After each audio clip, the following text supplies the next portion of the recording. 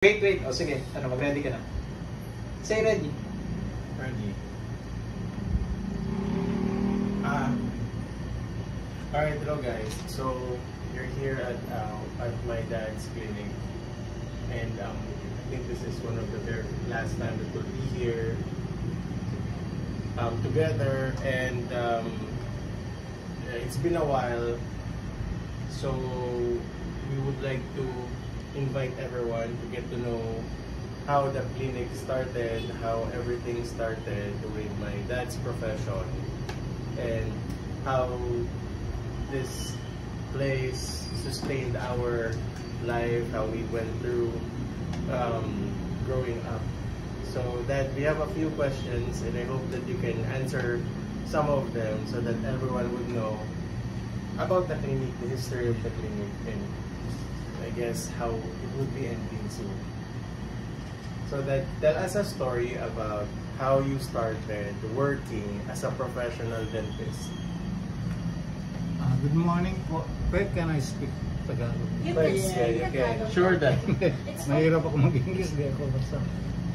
So, this clinic, nabuhay yata ito, maybe around ilang years na? 30 or something. Tagal na, sobra. I graduated 1985. I passed my board exam 1985. So probably after 2 years, na-put up ko yung clinic ko. The first clinic was located there, beside this building. Beside this room. Side doon. Nag 2 years ako doon. Then I transferred to Iriga because of encouragement, Iriga City. I did clinic service naman for also 2 years. And then dahil napapagod ako ng mag-back and forth Unaga and Iriga, nag-quit ako, pumasok naman ako sa DepEd. So, in my service at DepEd, 28 years in DepEd. Pero aside from that, nagkiklinik din ako dito. Bumalik ako dito, pero located naman dun sa isang building. Beside this. Nung nabakate dito, nakalipat ako with my partner. Anong year yan? I don't remember kung anong year yun. 1991. Nag-umpisa uli ako with my padikon, yung partner. Uncle Rodel. No, Romy. Uncle Rodel. So siguro nag-partner kami ng mga ilang taon kaya, 5 years. So, less than 5 years. Nag-solo siya. In-encourage niya ako mag-solo kami, nag-part ways kami. So, nag-clinic na ako na mag-isa. So, dito na kami na-transfer. That is not yung itsura ng clinic before. Mga katabi ko nito, mga clinic din noon. Pero that time, ang hirap kumanap ng pwesto . Naghanap kami everywhere. Talagang wala kang makuha ng pwesto. Hindi ko naman kaya, I cannot afford yung lower area. Kasi mahal noon, pwesto. Sa downtown area, isang floor yata, minsan 30,000, no? Floor sa ground floor. That time, Dad? That time. Ngayon 100,000 pwesto dyan. More than 100,000 per month. So, tsaga ako dito for how many years din, until now. Just imagine nung wala akong makuhang pwesto, yung maliit na area yun, clinic ako dyan temporary. Yeah. Ang liit lang talaga, pasyente lang sa doktor lang ang gagawa dyan. So, tsaga. Kasi no, ang trabaho pa sa DepEd. So, partially, hindi full time ang clinic ko noon. Pag may trabaho ko sa DepEd, pag may spare time naman, babalik sa clinic, mag-open. So, hindi full time. So, until yan, nag-survive naman. Yan dyan ko yung napag-aral.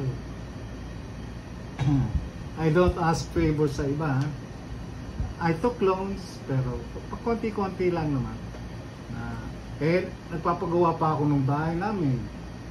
So, saan ko yung kukunin? Kaya ang bahay, natapos yan. Pautay-utay lang. Pakonti-konti, natayo yan. Years in the making. Sad to say na rin kasi mag-e-end na ako ng service practice. Saka hindi ko na kaya. Hindi nahirapan na ako magbunot. Dati noon, pila-pila ang pasyente ko sa bunot. May 14 noon magbunot eh. Kaya marami, sa estudyante lang, pila yan, haba-haba yan. Pila dyan. Pero ngayon, nagre-reject na akong pasyente. Ayaw ko na magbunot. Yung simple lang ng mga front teeth, yan, madaling bunutin.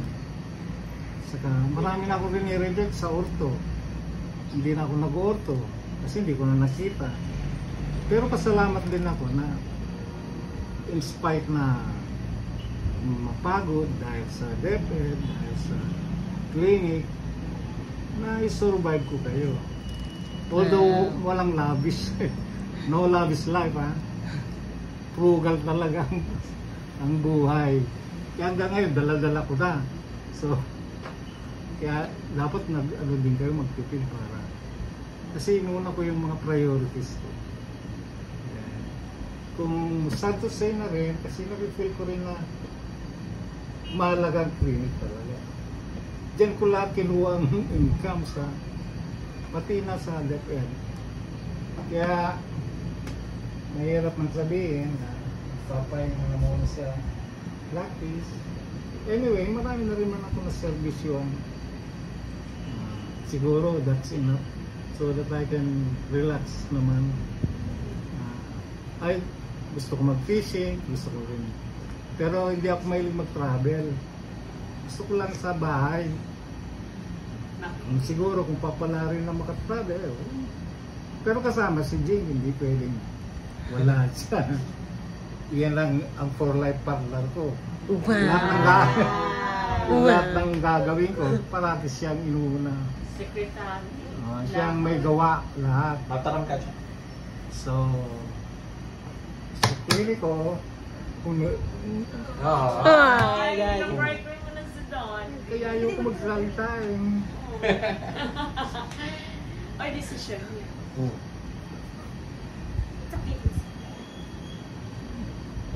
Thank you. Sa patients. Sa mga pasyente ko, thank you. This room, Very. dito halos maghapon. Yeah. Thank you, room. Ay, Sad to say goodbye.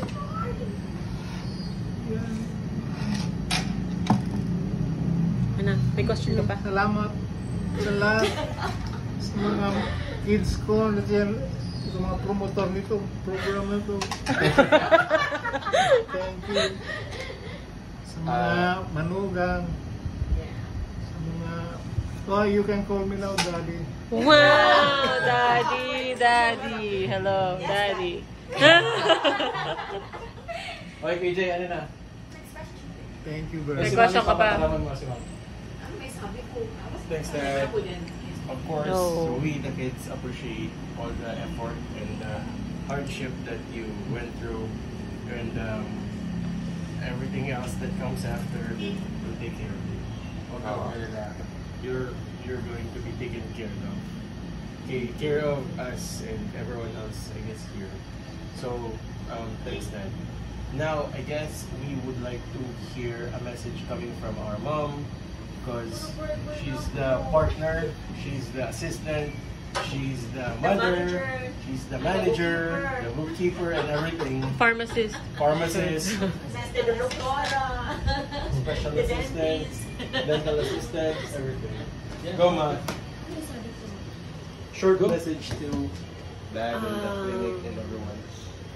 In behalf of Dad, I just wanna say salamat sa lahat ng mga sa mga pasyente ni Daddy nga nag-support sa career ni Daddy as a dentist. Sad to say na, although nag-decision naman talaga si Agum to na ma-end up sa iyan as a dentist this December, end of December. So, yun na, embrace ko na lang yun. Although, nakakamiss man sa area, wala man akong ibang, wala man ko bang hinahangad. Before, gusto ko lang na, although noon pa, gusto niya na mag-stop na. Pero, hindi discourage ko siya. Gusto ko lang na may movement siya everyday sa life niya. Like, may routinary siya. Yun man lang ang gusto ko na punta siyang clinic. Para baga mabisi siya. Ganun. Pero, kung income-wise, hindi naman siya after kadto. Ang gusto ko lang may movement siya everyday. Ang ko lang, kung nasa bahay kami, i-try namin na mag-walking, tapos gusto na din niya mag-fishing, gano'n. Tapos, ako, I do not know, maybe, I will, basta, lilibangon ko na lang sa diri ko kung anong gagawin ko sa bahay, or siguro I'll go freelancing as a bookkeeper. Dito, ang role ko sa clinic is all around ako sa clinic. I manage the clinic. I do all the bookkeeping, the marketing, lahat, dental assistant, lahat. I'm the receptionist too. Yan, ganyan. Runner ako ni Dad wherever anong gusto niyang ipapagawa sa akin.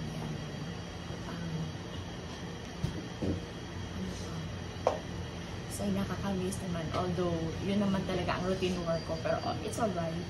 Basta as long na, gusto ko lang na happy din si Dad. Gusto na din siya magre-relax. So, okay na yun sa akin. Salamat sa lahat. Siguro, from time to time, may na-post man akong number. Maybe, you can call us kung if you want to maka-service pa si Dad. But not that, full, na lang. Basta, kung ano na lang maigawa yun. O, siguro sa house na. That's all. Salamat sa lahat. I gonna miss you guys. Salamat sa mga pasyente. Although naging close ko naman kayo, mas kilala ko kayo ni Daddy. Ganun. But it's alright. May mga edad na din kami. Siguro time na to relax. Thank you. Thank you. Right, I guess a short message coming from us, the kids, the siblings, and the start. So, as the eldest, I witnessed the clinic for far longer than anyone here. And I guess it's because I've been here all this time up until now. So, Dad thinks, clinic thinks, it's a godsend. We would not be able to arrive where we are right now if the effort of our parents, my dad, the clinic is not there. And Dad, like I said earlier and before, you will not hear us say anything that you lack anything from providing, sharing, helping. We understand that because you're alone. You did all of this without any financial support coming from anyone. So we will adjust whatever we need to do before. And now that we're all grown up, we're capable of providing for ourselves whatever we have, whatever success we were able to reach is because of the clinic, the parents, and your efforts, the day in, day out, you coming here even on Saturdays and sometimes even Sundays. Kaya inayos namin yung pag-aaral namin para at the end of the day, we can give you back whatever you gave us and even more. Thanks, Baby Joe. Jack. So, short message lang. This is the clinic. Reception area. Dental area. Lunch area. Then, ito, sala, and dito kami nagla-lunch lagi after school. From UNC. And the age-old refrigerator. TV, na no cable TV. Yan. 30 years ago, iPhone na yan. Yan, mga candy magazine ni Pin, sobrang luma na. Mga imports, fire extinguisher kasi required. Ayun. Saka yung color minsan nagbabago ng clinic. Okay? So, attach ako dito sa clinic nun. Maski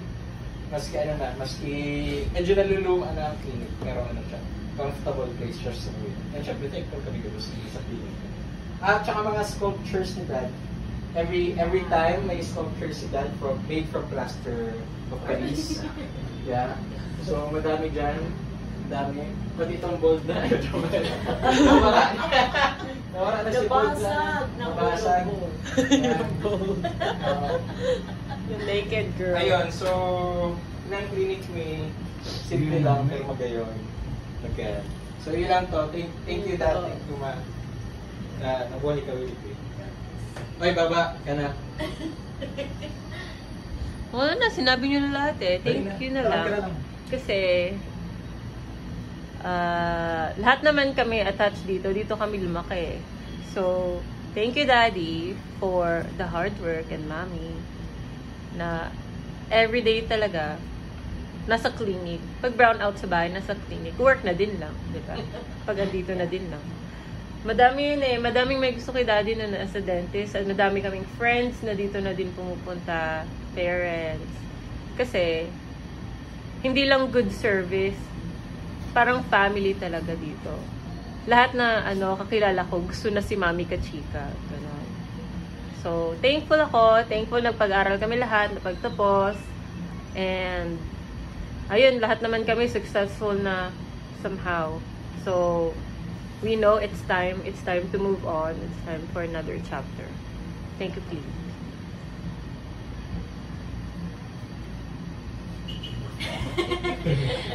Hi, Daddy, thank you so much for everything that you did for us. Sobrang hardworking mo talaga. And in our, nakuha ko ata yung trait na yun sa'yo. Everybody in the States told me na very hardworking ako. And I said I got it from my dad. My dad used to work every day, 2 jobs.